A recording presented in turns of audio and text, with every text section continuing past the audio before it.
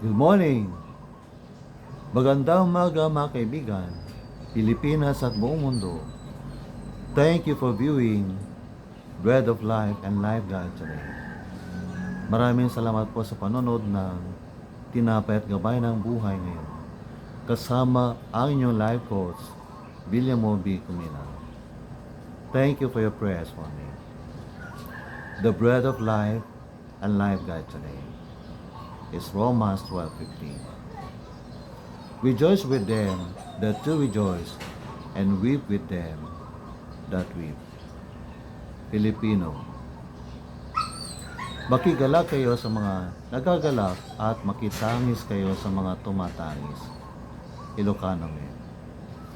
Makipagragsak kayo kadagiti agragragsak, ket makipagladingit kayo kadagiti aglaladingit. This is commanded in the Holy Scripture. Kaya dapat po natin gawin, mga kaibigan. Dapat po natin sundin. Kaya kung meron po tayong kaibigan, kapitbahay, kapwa, mananampalataya, kakilala na, nagagalak ngayon sapagkat siya ay kakasal ngayon. Siya ay nakapasa sa NAS, sa LED, at papa. Siya ay nakakuha ng magandang opportunity sa workplace. Siya ay nagkaroon ng magandang trabaho. Siya ay nakabili ng magandang sasakyan. Sila ay nakapagtayo ng napagandang bahay. Atin silang i-congratulate. Atin silang i-chat, lapitan, at sabihin na ako'y nakikakalak sa iyo, kaibigan. Congratulations, felicitations, I am happy with you. Mama Michelle and Brother Edwin, on your nuptials today, congratulations. I declare God's blessings on you. I speak prosperity, longevity, and posterity for both of you. God bless. And to those who are celebrating the birthday today, happy birthday to you. May I sing this for you? Happy birthday to you. Happy birthday to you. Happy birthday, happy birthday. Happy birthday to you. Happy wedding to you. Happy wedding to you. Happy wedding, happy wedding. Happy wedding to you. Congratulations, congratulations. Congratulations to you. Congratulations, congratulations, congratulations to you. May God bless you each day. May God bless you each day. Amen. Ladies and gentlemen, brothers and sisters in Christ, and dear friends, for God's blessings, faithfulness, and for His sufficient grace that we receive from Him, and for all the good things we enjoyed in this life from the Lord, let's thank Him today. Let's thank the Lord. Join me as I pray. Father in heaven, we offer you profoundest thanks in recognition and in appreciation of your goodness, faithfulness, and graciousness. Thank you, Lord, for all the blessings we receive from you.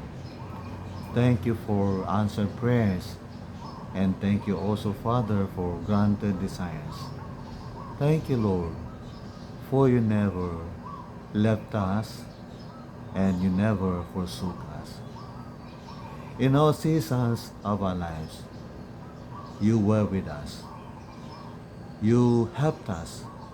comforted us, healed us, strengthened us, guided us.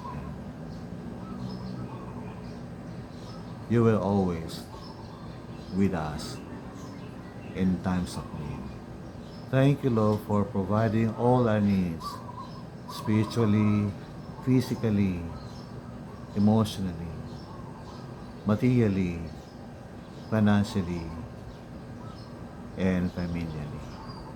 Thank you, Lord, for your goodness. Maraming salamat po, Ama. All the praise, glory, honor, and thanks I give you in the name of Jesus. Amen. Mga kaibigan, ako po inyong samahan sa aking pag-awit ngayon.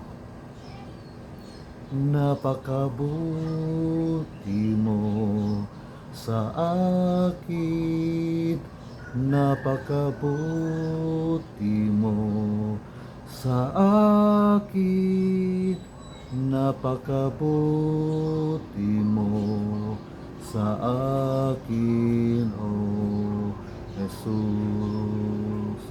Napakabuti mo sa akin, napakabuti mo sa akin, napakabuti mo sa akin, oh Jesus.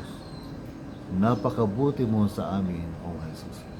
Napakabuti mo sa amin, napakabuti mo sa amin, napakabuti mo sa amin, oh Jesus.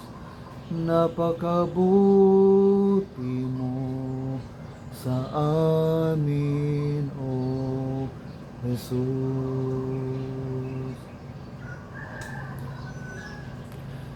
To those who were promoted in the workplace, sa mga nagkamit ng teacher 3, 4, 5, or 6, congratulations. To those who will have the wedding celebrations today, congratulations. To the new physicians of Villasis, congratulations to all of you. And to all who are rejoicing for victory, success, and achievements, congratulations. To God be all the glory, great things He has done. God bless.